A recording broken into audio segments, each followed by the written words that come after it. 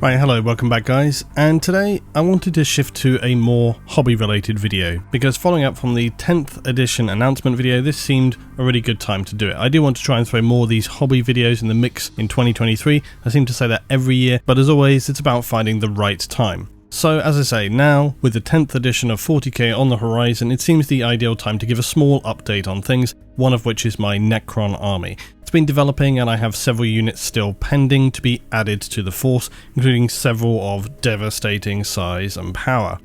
The majority of my Necron force was painted by the skilled artists over at Siege Studios, who as you know have been a long-time sponsor of the channel, but from here on the army will be worked on by generally myself and already some of the existing force I have painted myself, including the monolith, hex marks, many scarabs, flayed ones and some other things that I'm working on. You can of course find all the sponsor links below each video.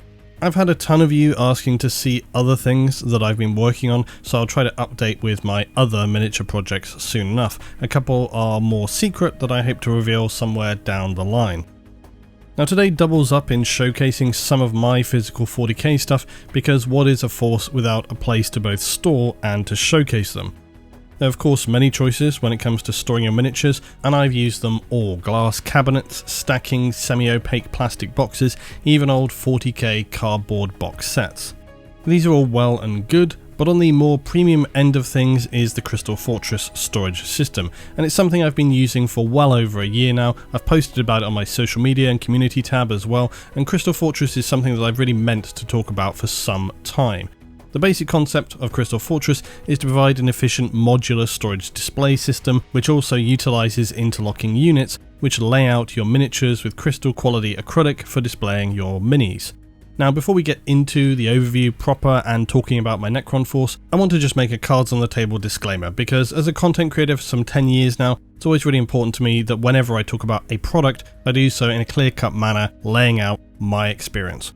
Now Crystal Fortress are an independent business in the US. They reached out to me initially wanting to send a selection of their products with no requirement to do anything other than to give my opinion. Just look at the product, they said. Whatever the feedback was, they wanted to hear it. They provided me with now about half of the cases that I got currently, and I was originally not certain if this was going to be a product that I would use in the long term, but I thought it's surely no loss either way. So after I assembled the cases, placed my miniatures in them, and had them on display at home for a few weeks, I decided that I would make a purchase of further cases that could accommodate at least one of my entire forces. And I think that speaks for itself. I could have gone and simply just asked for more. I think we all know content creators do regularly ask for sample products, and there are reasons for that, especially if you as a YouTube producer are trying to show and review lots of different things. But I think personally, where it makes sense to do so, you should pay and contribute to people's businesses, especially if it's a product you actually want, and especially if it's an independent business. Now with any product,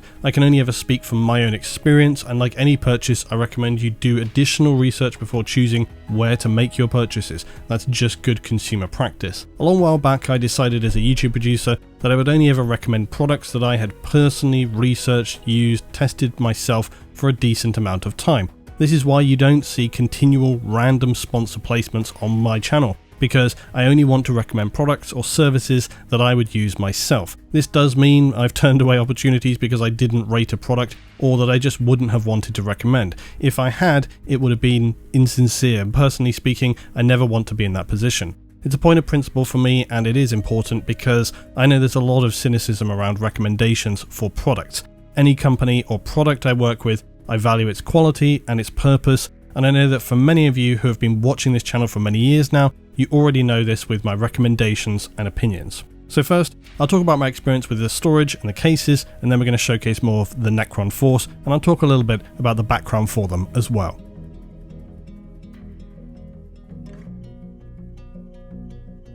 So whether you're new to the actual hobby of 40k or like me, you've been into it for decades, one thing that you're going to find you eventually need is a means by which to store those miniatures. And storage can actually mean several things when it comes to minis. The three factors are generally going to be price, displayability, most likely the biggest issue is that of efficiency, i.e. space. Now Crystal Fortress, as I've already said, is a premium product, that's its target market. because everybody already knows that one of the cheapest ways to store your minis is to just get some tough plastic storage boxes, magnetic sheet, bam, minis are stored. It's practical, but with one major downside. Opaque storage boxes with huge blue handles are incredibly ugly stacked up in a room. Plus you can't see the miniatures you spent many hours painting. They're now out of sight and unfortunately also somewhat out of mind. Long-term storage has its place though. Traditional display cabinets are often bulky and probably using large sections of tempered glass, which is very heavy. Usually the space inside is inefficient as well. You can get some small stands to go inside to help with that, but realistically 90% of display cases that I see posted on social media are wasting about 75% of their space. Not a problem if you have a couple of armies of knights, but if it's tanks, infantry, varying different minis, it can end up looking very empty and it's just not an efficient use of the space. I think it's for this reason that whenever I post up pictures about Crystal Fortress to my socials like Twitter and Instagram, it's always generated some interesting questions. It's something different. Of course, as with any product, such things are very subjective. Everybody has different priorities in choosing what's right for them, and this is where I could go off into talking about my favourite talking point about subjective theory of value. But if you want my personal opinion, I'll tell you, which I will because you're here. Even if somebody might see it as a cop-out, it's the truth. I personally use all the options listed. I got a basic glass display cabinet, semi-opaque plastic storage boxes for ongoing projects, long-term storage, and then I have the Crystal Fortress unit, which hits the mark for my key requirements. It's why I bought more after they sent me the samples, because it's efficient storage, it beautifully showcases your minis to admire the hard work that you've spent painting them, it's a modular system of interlocking units which I always love, it's lightweight enough that it can be placed anywhere in your house and secure enough to prevent incidental damage to your minis. I have, for example, one unit in my living room right now and several others in my office, law, library cabinet directly opposite my workstation. This allows me, especially during the evening, to admire my miniatures. But I do switch this up and move them around from time to time. Theoretically, you could place one of your Crystal Fortress units even on a powered turntable if you had space in the house, which would make a great feature, say, for your living room, hallway, or the office. And you could do that with their smaller pieces as well, because they're suitable for multiple layers of infantry, large-scale models like my Castigator Knight, or centerpiece miniatures like Guilliman, Illuminor Zeras, and pretty soon the Lion. Now, I was admittedly initially skeptical about the idea of using transparent acrylic cases for storage. For one, acrylic can be brittle. I was also worried about how easily the surfaces could get scratched. So far, for me anyway, neither has actually been a major problem. Admittedly though, I'm very careful when I move around my cases because I don't want them to get scratched, and similarly I used a lot of care when I was building them for that reason. But that's no different honestly than really any other product I own, because as my dad always said, if you take care of things properly they're going to last you a long time, which generally is true. Crystal Fortress have designed these in mind that you could transport them to events and so forth to allow people to see your minis in a really beautiful case. So I think worth noting that I moved house last year. I was able to transport all these cases in my car by just strapping them in using the transport straps designed for the cases, and we all arrived intact, no damage to any minis. With that said, and I did already feed this back to the company, while the straps themselves are solid, the cardboard top and bottom that are used to sort of sandwich the cases, I don't feel are sturdy enough to handle any kind of continued usage. I think that could even lead to problems. I found the corners, for example, could easily tear. So that is a negative for me. I wouldn't really use these for regular transportation. One caveat though, I think if you were carrying these smaller units to transport, say, a kill team of your best or some HQ miniatures for a game, I think that would work. The full size cases though, I'd be pretty anxious about moving those around anywhere other than really my home. So when the delivery came to me first, it was a huge box, much bigger than I had anticipated, and was one of, I have to say, the most well-packed and carefully arranged deliveries I have enjoyed opening. Anybody who follows my socials knows that I do rant about quality of packaging, especially for premium products. For example, I recently returned not one but 2 copies of Echoes of Eternity after they kept being delivered damaged. They were wrapped very carefully in millimeters of cardboard, so who knows why they got damaged.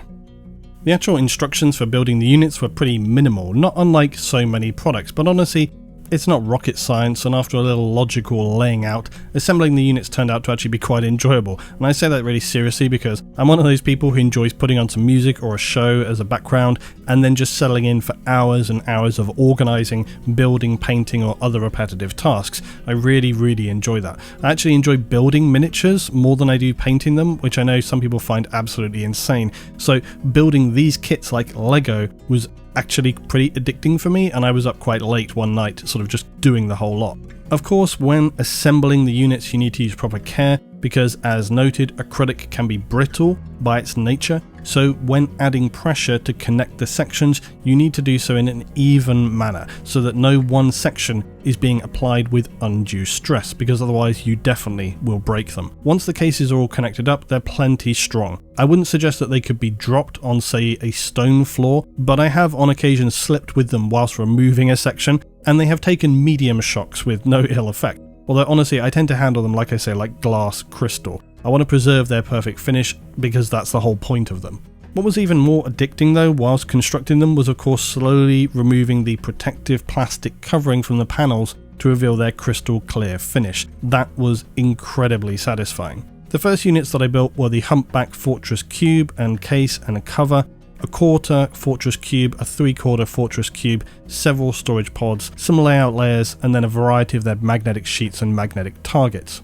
And one of the key features with the Crystal Fortress system is this modular design. You can combine and stack a variety of different sizes and combinations, which makes it good for constructing a design based around the force you want to put within it. You could choose layouts that are all infantry, or a case specifically designed just for larger units, as I have done. You might design them so as to be placed on shelves or in different locations. There are cubes which take, for example, just a single character, maybe as a one-off project. This is what I might do, for example, with the Lion miniature when it's available. I do not have a Dark Angel's Force, but I definitely want that model, so it will be displayed in my house somewhere within an individual Crystal Fortress cube. So when putting together the cases, they provide a whole range of specific layouts that are cut to allow your miniatures to be spaced equidistant from each other within the case. This gives you a fantastic looking layout. They also provide magnetic sheets that if you wanted that finish and flexibility, or within the set layouts, you can also purchase these pre-cut magnetic sheet targets to place within a layer, so that you don't have to worry about any minis moving around. Now, the only downside with the target system is it works primarily well on basic infantry that are on bases without any obstructions on the underside. Slot bases, for example, or others with those little residual downers, not really suitable. But a larger base like for a Dreadnought or a Necron destroyer, they can usually accommodate them as well. For me, when I was selecting layouts for my cases, this was actually a difficult thing because I was trying to calculate the format that I wanted to use with the forces that I had, and it took some time, but eventually, as you can see, I came to a general setup that worked for me. I also chose a few that contained magnetic sheet layers so that I could just place minis in there as and when I needed to. But one thing about the magnetic sheets, obviously with a modular, stacking, transparent case system, one thing that enables your minis to be seen and displayed is the light which penetrates down through the case. So if you put a magnetic sheet covering an entire case section higher up, it's going to block light to anything below. So usually what you want is the base level with a full magnetic sheet to accommodate something like knights, larger models, and then the levels above that free of opaque obstruction to let light filter through and your minis can be seen. Another thing to bear in mind is the height of your miniatures. Crystal Fortress make their units in the format of a case layer with a cover on top. The default case layer which your miniatures sit within is 2 inches in height. These can stack atop of each other, but if you had miniatures which required extra space above, you might place a cover of either 1, 2 or 4 inches above to allow that coverage height before you stacked more atop. For example, my biggest case, which can accommodate a very large Castigator Knight, uses a 4-inch case layer with a 4-inch cover on top of it. Then I place another 2-inch layer above that with another 1-inch cover above. If you had 2 units side by side, as I do in my office, you could make up another case which consisted of, say, a 4-inch base layer for heavy units like tanks and dreadnoughts. Then you could have 3 2-inch layers above for infantry and a 1-inch cover atop, and that's the setup that I have. This modular aspect is one of the things that I really enjoy about the system because it allows you to efficiently design how you want to store your miniatures, maximizing space while still allowing them to be visible. Admittedly, a very dense level of visibility as you look through the case, but that really is the purpose of it, and it really works. I really find that when I have guests come around, they want to look in through the case, look at the units, and you can have a larger case if you wanted to have more space or keep a tight packed infantry layer. It really just depends on how you want to do it. So that's the assembly and the layout. The other thing I really should mention is cleaning. It's pretty straightforward because you're going to think, well, this gets dust all over it. Actually, I haven't really found this to be a significant issue. I usually just give them a general clean once a month, a dust off and a bit of a wipe. That's usually good enough. Some sites will recommend nothing but soap, water, microfiber for cleaning transparent acrylic. That's not always the most practical thing if you just want to remove small fingerprints. So a lens cleaning cloth or a high quality plastic cleaner like Novus are really good as well. This is what I use and they always come up with an absolutely crystal clear finish. My last technical thing to note is an important one: shipping cost. Now, a large portion of my audience I know are in the US, so this will not apply to you as Crystal Fortress are based in the US. But for us in the UK and Europe, or in other parts of the world, you may have to pay some tax and possible import duties on a sizable package, especially over a certain value. This is worth mentioning because shipping a large heavy box costs a fair chunk in shipping. I then had to pay this much almost again on top for tax and so on. So bear that in mind. If you're buying something like this from abroad, always worth seeing if you've got a friend or two who might be interested from, say, a miniatures club. You can split the costs. My final thoughts about Crystal Fortress: like I said, I've used them for some time. They clearly occupy a specific niche for people who want efficient storage but still be able to look at and enjoy their miniatures. Glass can be extremely heavy, whereas these units you can easily move around as you might need. Their modular format makes for easy loading and unloading of the models, and I will say that to my annoyance, I have in fact, like I said earlier, dropped one of these cases when I was moving things around. It didn't break, thankfully suffered no heavy scratches, but with that said, acrylic is brittle and should be treated with care, just generally being careful to avoid anything that's going to give scratches to the surface if you want to maintain its quality. I think the images that I have shown here really speak for themselves. It's something I keep on display in the house and plan to continue using for years to come. If you're at all interested, please do check out their website, the link is below, and I've been placing it across my videos on the channel for the past year. I enjoyed the product very much. If you choose to try it out, I hope that you will also.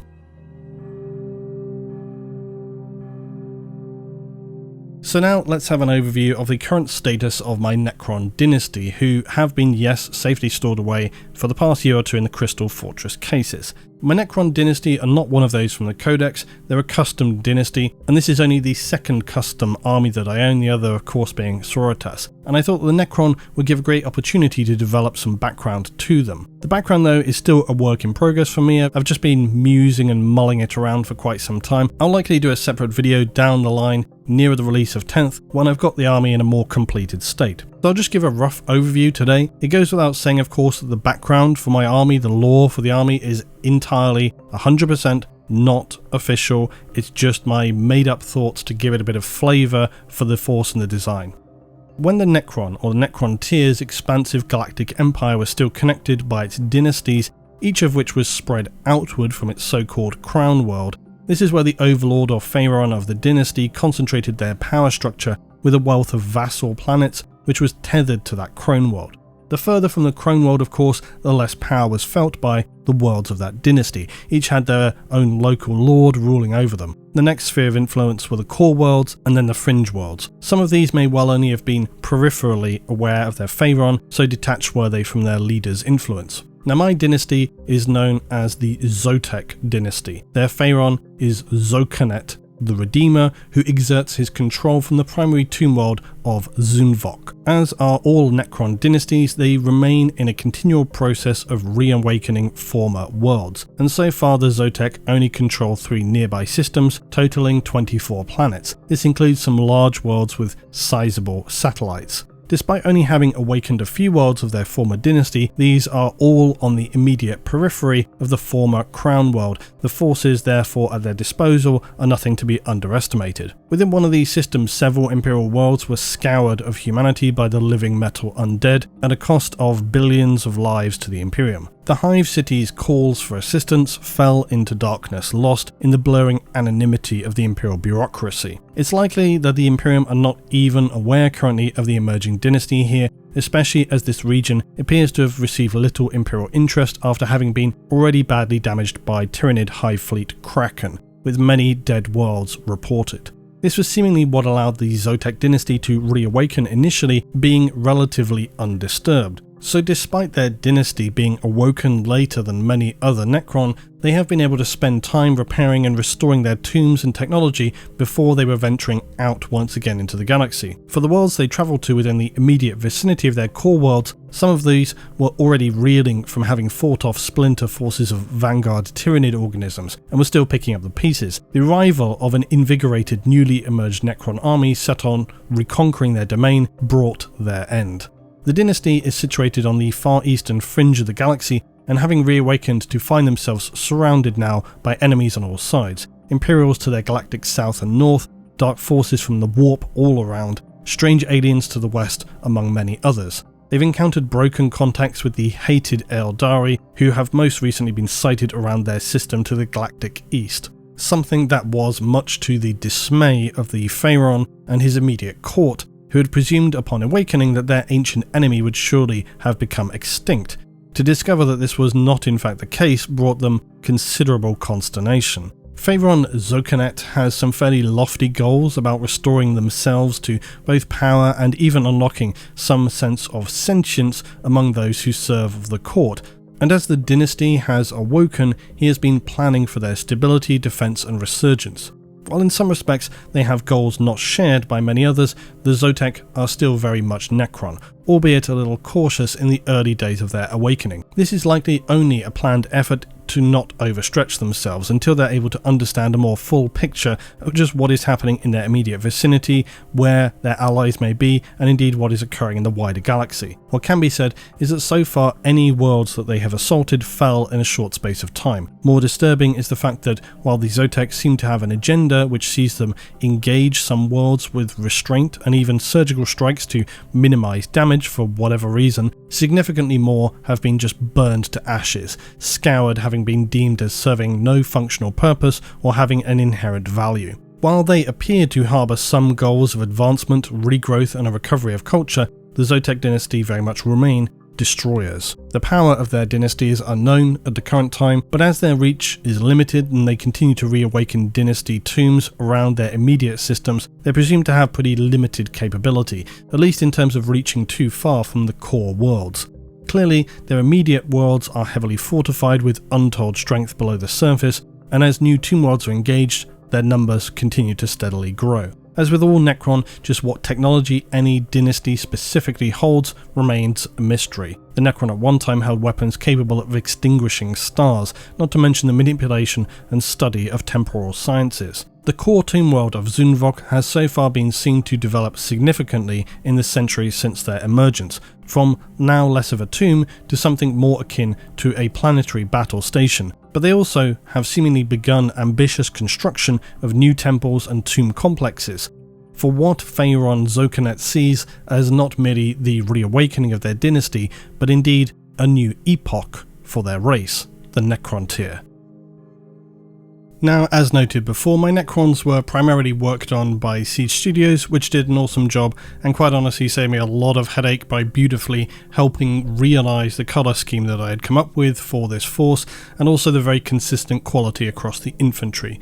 Saying that, the monolith was one of the most challenging miniatures that I have worked on, which you wouldn't think maybe to look at it, but it's got so many angles and hidden details. I even tried to create some OSL here and there around, especially on the human skulls amid the ashes below the base, admittedly though in a pretty lazy way. My Necron force though is basically the Indomitus set, which consists of the Lord, the Royal Warden, the Plasmancer with the Crypto Thralls and its Plasma Sight, the Scorpack Lord and Destroyers, which are absolutely insane miniatures and look terrifying in my Dynasty's colour scheme, the very tall Canoptic Reanimator, 2 lots of warriors and then the Scarabs. That's your Indomitus set. But Siege also worked on what is honestly the best painted model in the army, the stunning Illuminor Zeras. Since that first commission, I've been steadily adding to the force, but there is in honesty a bunch of stuff which is either in progress or pending still. For myself though, I did paint the Chronomancer and the Flayed Ones, the first of 3 Hexmark Destroyers, the Vargard Oberon, the first of 3 Ophidian Destroyers, my Convergence of Dominion which is close to completion, I know it's not pictured here, and of course the Monolith. Siege also worked on another 10 warriors for me, 10 Immortals, 5 Lichguard, 3 Lockhurst Destroyers and the Triarch Stalker. Still though, what do I have left to add to this force? Well, quite a lot, unfortunately. But I'm planning for this to be a force second only to my Ultramarines, so it's going to be quite chunky. Some of what's to come is still a Tesseract Vault, which looks really very much more intimidating than the Monolith, which was bad enough. And when that's finished, I do think that I will do another Monolith, which would look quite the triptych of domination. I have several Canoptic Doomstalker plus the Essential Catan, which you notice are also not visualized in the Force right now. That's because I was actually planning on constructing some of my own Catan, sort of kit bashing them. But I do plan to include also the Void Dragon Catan. Then there's some other things to do like arcs, tomb blades and so on that I haven't included yet, but with 10th coming I likely am looking to get those, and yes, the horrifyingly large Seraptech heavy construct. There's a possibility that I could even add a couple of pylons, which, if you don't know what they are, they're just very large, devastating, essentially artillery models really. Pylons tend to be used in the defense of Necron tomb complex. They're basically fortifications. The Silent King, though, is an interesting one when it comes to a custom force, because my Dynasty uses the different energy source to most Necron. Most people know this as being shared with the Mefrit, and this makes me consider, how do you approach something like that with an established character? Because most Necron use that green energy, but others use blue and orange energy crystals in the Necron. So this is a thing that I've struggled with when it comes to balancing the lore with the miniatures. For example, would you ever have a Craft World specific Phoenix Lord for the Eldar? Lore says not really, but people do it, including me, because it makes the army look more visually coherent. So I'm undecided what to do about the Silent King, and I think that is probably a good question to finish on today, because I'd be interested to hear your thoughts on how I can tackle that situation. Do I paint the Silent King in a fashion that resembles my custom force? What if we thought about something whereby if the Silent King visits with my Dynasty, he sort of temporarily absorbs their energy, the colour patterns on his armour? Is that a speculative realization that works? I had also thought about what if I painted him to be more like the default normal visual that you see the Silent King as represented, the typical Necron greens, but if the edges of that model had some reflected light, some source lighting of orange, maybe even touches on the armor, as if the models of my Dynasty are reflecting onto him. That would be a big challenge of a paint job to blend those two things, but it's one way that I had thought could help soften him into the army, but without also compromising the concept of his character. So if you have a thought on this dilemma, please tell me in the comments below. I'll be back with another army update in the near future. I have been working on another army, which is the Inari. That said, I think it could be a good time also to take stock of the Ultras and a few things that need working on there as well, some updating, refreshing, maybe things moving a little bit faster and more battle ready than I usually do. I hope you did enjoy this video today, blending overviews of product and miniature. If you want to check out any of the sponsors, always be sure to check the links down below in this video, or of course just Google Crystal Fortress Siege Studios. Thanks very much for watching. I'll see you guys, as always, in the next one.